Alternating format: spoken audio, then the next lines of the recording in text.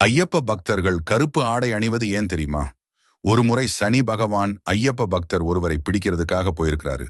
அவரை தடுத்து நிறுத்திய ஐயப்பன், என்னுடைய பக்தர்களை ஏன் தண்டிக்கிறீர்கள்னு கேட்டாரு. அதற்கு சனீஸ்வரர், 7.5 சனி வரும் காலத்தில் பாரபட்சமின்றி அவர்களை பிடிப்பதுதான் என்னுடைய தர்மமாகும்னு சொல்றாரு. அது மட்டும் இல்லாமல் இந்த காலத்தில் அவங்க அனுபவிக்கும் தண்டனைகள் அவங்களுடைய கர்ம பலனாகும்.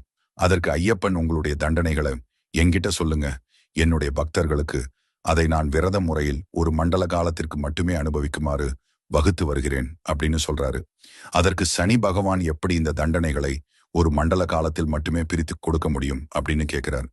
கவலை கொள்ள வேண்டாம், என்னுடைய பக்தர்கள் ஒருவேளை உணவு மட்டும் ஒன்று திருப்தி அடைவார்கள். வெறும் தரையிலேயே படுத்து தூங்குவார்கள்.